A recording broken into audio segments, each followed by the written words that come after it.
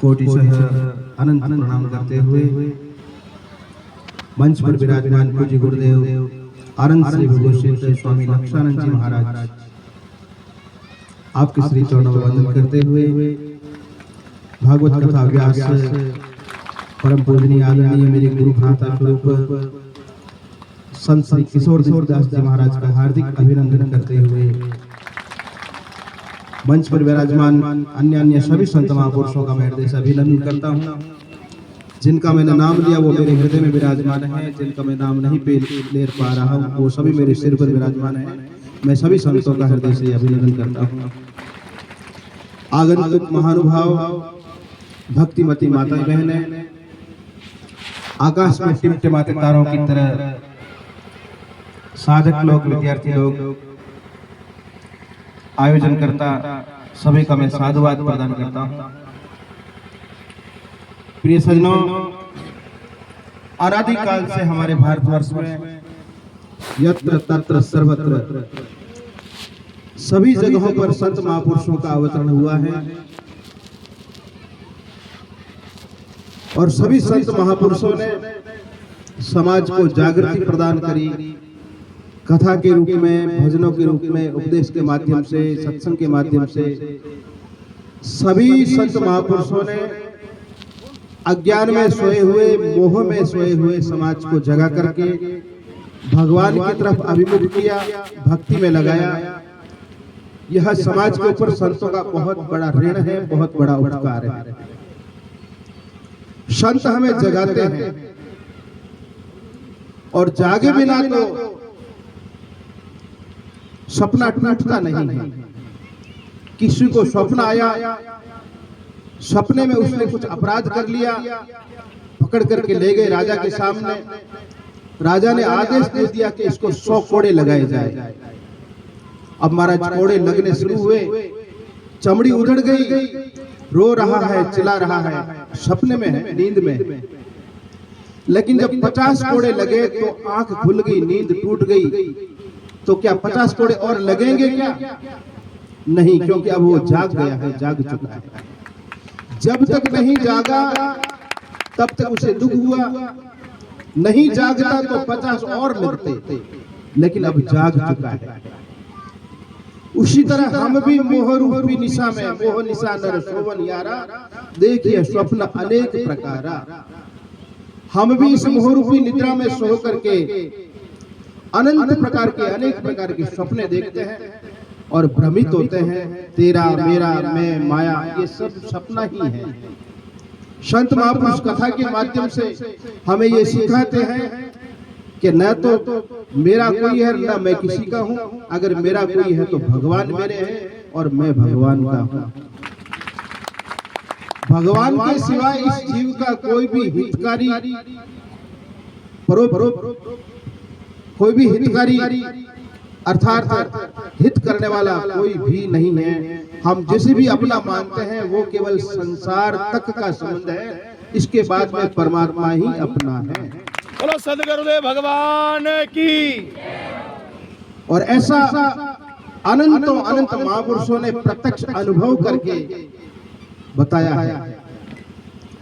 मैंने सुना है भारत के इतिहास में एक नाभाजी करके महात्मा हुए। नाभाजी महाराज जो त्रिकालदृष्टि महापुरुष थे, जिन्होंने भूत, भविष्य, वर्तमान को अपनी आंखों से प्रत्यक्ष देख लिया था। होने वाली घटना को, हुई हुई घटना को, और जो हो रहा है वो प्रत्यक्ष देखते थे। नाभाजी महाराज, उन्होंने एक भक्तमाल नामक का ग्रंथ लिखा। भक्तमाल नामक ग्रंथ है। उस भक्तमाल में एक बहुत सुंदर चरित्र लिखा। संत नामदेव जी महाराज हुए। उन नामदेव जी महाराज के एक शिष्य थे त्रिलोक चंद्र जी। सेठ परिवार से थे, वाणिया थे, बड़ी गुरु के प्रति बहुत जिनकी अटल निष्ठा थी। पति पत्नी दोनों गुरु की सदैव सेवा में तत्पर रहते थे। तन मन से गुरुदेव की सेवा करना, गुरुदेव का सत्संग सुनना, ऐसे करते करते उनको काफी समय हो गया। एक बार त्रिलोक चंद जी ने कहा, गुरुदेव आप तो त्यागी सन्यासी महापुरुष हैं, साधना के द्वारा, तपस्या के द्वारा, भक्ति भावना के द्वारा परमात्मा को प्राप्त कर लेते हैं, कर लेंगे। लेकिन हम गृहस्थी लोग हैं, साधारण लोग हैं, हमको भी कोई ऐसा उपाय बताइए, सरल उपाय बताइए, ताकि हम घर में रह करके ही भगवान की प्राप्ति कर लें। कोई ऐसा उपाय बताइए। तो नामदेव जी महाराज ने अपने भक्त की, अपने शिष्य की करुण वंदना, करुण पुकार सुन करके ध्यान लगाया और ध्यान में देखा कि मेरा भक्त किस श्रेणी का शिष्य है। इसको ज्ञान का उपदेश करूं, भक्ति का उपदेश करूं, योग का उपदेश करूं, कर्म का उपदेश करूं, कैसा उपदेश करूं, ये किस श्रेणी का है, किस योग्य का पात्र है। तो उन्होंने ध्यान दृष्टि से देखा तो देखा कि उस शिष्य में सेवा भाव अत्यंत ज्यादा था। तो अपने शिष्य को आदेश दिया कि सेठ जी, आप तो संत महापुरुषों की सेवा कीजिए, आपको एक दिन भगवान घर में ही मिल जाएंगे, भगवान के दर्शन घर में ही प्राप्त हो जाएंगे, संतों की सेवा करते रहना।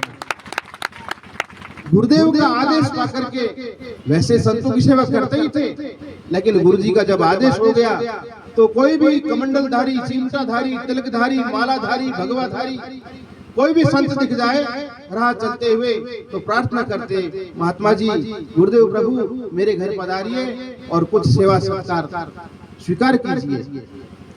संत तो प्रेम से ही राजी हो जाते हैं, थोड़ा सा विनम्र भाव किया तो संत लोग पधार जाते। संत पहुंचते 2 दिन 4 दिन जितना उनको समय रहता, संत वहां अपना सत्संग करते। अब वहां से विदा होते तो दूर जाकर के फिर दूसरे गांव में कहते, लक्षानंद जी महाराज वहां फलाने फलाने गांव में एक त्रिलोकचंद जी सेठ है, बहुत संतों की सेवा करते, कभी उधर जाने का मौका मिले तो आप भी पधारना। तो कभी लक्षानंद जी महाराज पधार गए, कभी राधे श्याम जी महाराज पधार गए, कभी किशोरदास जी महाराज पधार गए, और जो भी वापस जाते तो और उनकी सेठ जी की बड़ाई करते।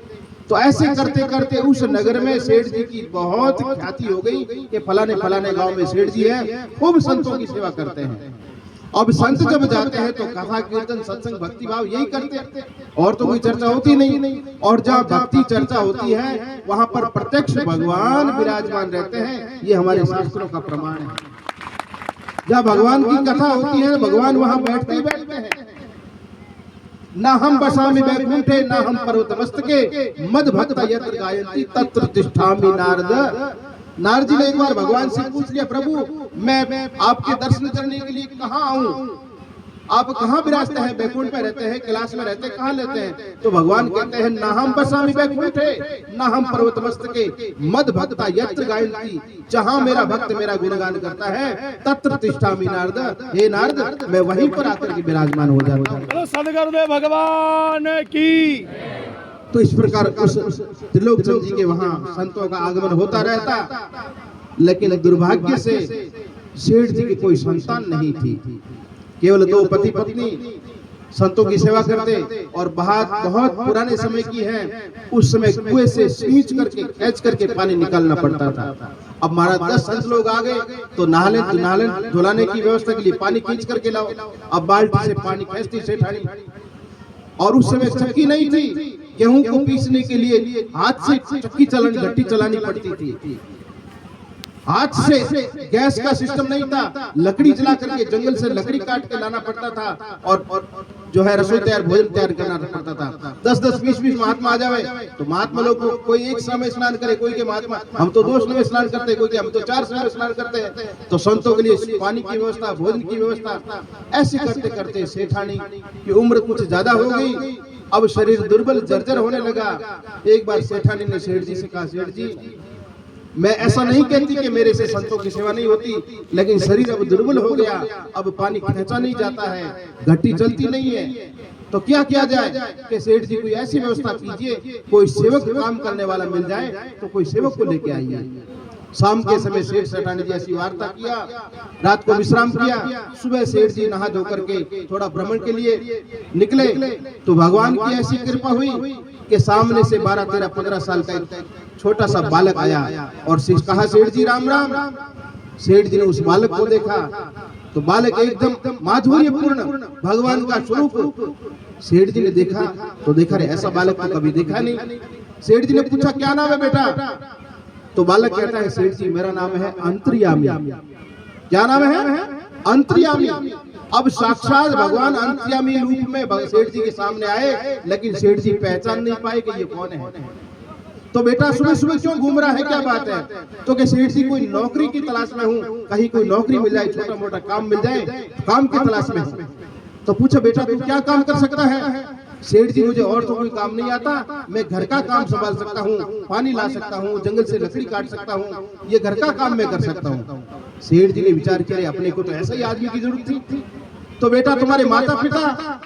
अंतर्यामी ने कहा सेठ जी मेरे कोई माता पिता नहीं है, क्योंकि जो सारी सृष्टि का माता पिता है उसका कौन माता पिता हो सकता है।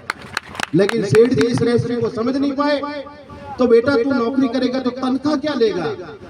तो भगवान ने कहा, अंतर्यामी ने कहा सेठ जी अपने कोई आगे पीछे तो है नहीं, तनख्वाह का कोई लेना देना नहीं है, लेकिन एक बात है कि क्या कि मैं 5 समय खाता हूँ, खाने के लिए मुझे 5 समय चाहिए भोजन, और 5 समय जाटड़ी माँ के हाथ के जैसे बड़े बड़े रोटले होते हैं, बड़े बड़े बाजरा के, ऐसे में 5 खिचड़ खाता हूँ और 5 समय खाता हूँ। अगर खाने पीने में किसी दिन आपने गड़बड़ी की, कंजूसी की, तो फिर अपने राम जी 9 2 11 हो जाएंगे, और नहीं तो मैं खूब आपकी तन मन से सेवा करूंगा। सेठ जी ने कहा रे अपने घर में कोई खाने पीने की 5 की जगह तो 10 टाइम खाना, 10 टिकट खाना, लेकिन घर का काम के घर के काम में कभी कोई शिकायत नहीं आएगी। सेठ जी हाथ पकड़ करके अंतर्यामी का अपने घर पर पहुंचे, दरवाजा खटखटाया, अरे सेठानी देख तो सही मैं किसको लेके आया हूँ। सेठानी ने जब अंदर से दरवाजा खोला, भगवान का माधुर्य स्वरूप देख करके सेठानी की आंखों में आंसू छलक आए, क्योंकि उनके कोई संतान नहीं थी। भगवान का प्यारा स्वरूप देख करके सेठानी ने भगवान को हृदय से लगाया, अंदर ले जाकर के बहुत प्रकार का श्रृंगार किया, बड़े प्रेम से रहने लगे, और भगवान ने अपनी लीला प्रारंभ करी। अब इस भगवान तो रसोई में जावे और चुटकी बजावे, और लकड़ियों का ढेर तैयार, परिने में जावे, चुटकी बजावे, पानी सब भरा तैयार, जो भी काम करे चुटकी बजावे और सबका सब तैयार। लेकिन इस माया के ऊपर भगवान ने पर्दा लगाए रखा कि सेठ जी को किसी प्रकार का मालूम नहीं चले। ऐसे करते करते जब भगवान वहां पर विराजमान हो गए, तो भगवान की शक्ति चमत्कार से खूब सारे संतों का आवागमन हो गया, क्योंकि स्वयं भगवान वहां विराजमान हो गए। या तो जहाँ संत विराजते हैं वहां भगवान आते हैं, और या जब भगवान जहाँ विराजमान हो जाते हैं वहां संतों का आना जाना शुरू होता है। संत और भगवान में अंतर नहीं है, संत ही भगवान का स्वरूप है और भगवान ही संत के रूप में आते हैं। जिनको संत प्राप्त हो गया तो समझिए भगवान की प्राप्ति हो गई। संत मिल जाए तो समझिए, जब एक दूसरे से हम फोन पर बात करते हैं और टावर की रेंज से बाहर होते हैं तो क्या कहते हैं कि आप नेटवर्क से बाहर हैं। संत नेटवर्क के काम करता है भगवान के और जीव के बीच में। जब तक संत नहीं आता तब तक भगवान से हमारा मुलाकात, हमारा परिचय नहीं हो सकता। टावर बीच में जरूरी चाहिए, संत एक टावर का काम करता है। तो भगवान ने खूब सेवा करी और संतों का खूब आना जाना हुआ। एक बार सेठानी किसी पड़ोस के वहां पर कोई ब्याह शादी का काम था, गीत गाने के लिए चली गई। तो पड़ोसन ने पूछ लिया, सेठानी जी हमने तो सुना आपके घर में एक बालक आया है और खूब सेवा करता है, लेकिन आपके चेहरे पर उदासी क्यों है? एकदम ऐसा मुझा मुझा सा चेहरा कैसे है? तो सेठानी के मुंह से निकल गया कि क्या करूं बहन, काम तो खूब करता है लेकिन चूल्हे पर तो मुझे बैठना पड़ता है। 2 घंटा हुआ वो तो कहता भूख लगी, फिर 2 घंटा हुआ भूख लगी, तो मुझे 5 समय बैठ करके चूल्हे पर टिकट बनाने पड़ते हैं, और 1-2 नहीं 5-5 टिकट बनाने पड़ते हैं। और पतली रोटी तो जल्दी सीख जावे, मोटी रोटी सीखने में भी टाइम लगे, तो महाराज 2-2 घंटे खटना पड़ता है। इधर जब सेठानी ने ऐसी बात की तो उधर अंतर्यामी अंतर ध्यान हो गए। अब शाम के समय जब दुकान से सेठ जी वापस आए, सेठ जी का नियम था शाम को समय अंतर्यामी को पास में साथ में बैठा करके भोजन करते, प्रेम था। अब जब सेठानी ने भोजन रखा, सेठ जी ने कहा अंतर्यामी को बुलाओ। तो सेठानी ने कहा पता नहीं सेठ जी आज तो वो दोपहर से ही गायब है। अरे पूछ इधर उधर देखो, ऊपर नीचे कहीं बैठा होगा। सारा बंगला ढूंढ लिया, सारी हवेली अंदर से बाहर से ऊपर नीचे सब ढूंढ लिया, लेकिन अंतर्यामी को कोई पता नहीं लगा। सेठ जी ने कहा जब तक मेरा अंतर्यामी नहीं आएगा मैं भोजन नहीं करूंगा। थाली को अधूर सिरका दिया। अब जब सेठ जी भोजन नहीं करे, जब पति भोजन नहीं करे, तो हमारी भारतीय पत्नी, भारतीय नारी कैसे भोजन कर सकती है? शास्त्र कहता है जब तक पति भोजन नहीं करे तब तक पत्नी का भोजन करने का भी अधिकार नहीं है। पति को भोजन कराए। आप तो सब पतिव्रता नारियां हैं। मैंने एक गांव में सुना, कोई मजदूर आदमी था, वो जाते समय टिफिन लेके निकलता और कहता तू भी रोटी खा लीजिए। तो घरवाली कहती मैं तो चूल्हे में पड़ी थी, खाने काम पर जाओ, मैं तो चूल्हे में पड़ी। वो घरवाला रोज रोज सुने के चूल्हे में पड़ी, विचार करियो देखो तो सही चूल्हे में कई बात काई है। चूल्हे में देखी तो एकदम बढ़िया रोट बनाड़ो भारीड़ो, और जब वो चलो जातो घी गुड़ डाल करके बढ़िया मसल करके खा लेती। एक बार वो छुप छुप के देखे ना तो बाटो देखियो और खुद जीम गयो। अब फिर घरवाले ने क्यों तो भी जीम ले क्या, मैं तो चिंता क्यों करो मेरी, मैं तो चूल्हे में पड़ी। घरवाला क्यों, आज तो मैं चूल्हे में पड़ गयो, अब तू खा ले नहीं तो भूखा मरेंगे, आज मैं पड़ गई चूल्हे में। नहीं, ऐसा नहीं। भारतीय नारी पहले पति को भोजन, सुहागण नारी पति को जाने भगवान। हमारी भारतीय नारी के लिए तो परमात्मा, पति ही परमात्मा का स्वरूप है। स्त्री के लिए हमारे शास्त्रों ने गुरु बनाने का कोई आदेश नहीं दिया। स्त्री के लिए पति ही उसका परमात्मा है, पति ही सर्वेश्वर। पति ब्रह्मा पति विष्णु पति देवो महेश्वर, पति साक्षात परम ब्रह्मा, तस्मै श्री पतये नमः। ये आपके लिए है पतियों के। लेकिन पति यही नहीं समझे कि हमारी घरवाली हमको लक्ष्मीपति समझे तो आप इसको लट लेकर के पूजा करना शुरू कर दो, ये मामला नहीं चलेगा। आपको अगर ये भगवान समझती है तो आप भी इनको लक्ष्मी का स्वरूप समझे, शक्ति का स्वरूप समझे। मान लो कभी कभी काली का प्रकट हो जाए, मान लो कभी रुद्रमुंड हो जाए तो समझ लो कि आज काली का देवी प्रकट होगी 10 में या देवी स्वरूप भूतेषु प्रार्थना कर लिया करे, कोई चिंता की बात नहीं। लेकिन आप उसमें प्रेम का व्यवहार जीवन भर तक बना रहे, यही कथा श्रवण का फल है। अगर पति पत्नी में झगड़ा है और आपने कथाएं सुनी, सत्संग सुनी तो क्या फायदा हुआ। जीवन में प्रेम होना जरूरी है, केवल बाह्य प्रेम नहीं, आंतरिक प्रेम, भीतर से प्रेम, शरीर का प्रेम नहीं, आत्मा का प्रेम होना चाहिए। तो कहने का मतलब है जब सेठ जी ने भोजन नहीं किया, सेठानी ने भोजन नहीं किया, गद गद कंठ नहन बया नीरा, 3 दिन तक वो रोते रहे, जब तक मेरा अंतिम नहीं आएगा मैं भोजन नहीं करूंगा। सेठ सेठानी दोनों रोते रोते प्रार्थना करने लगे।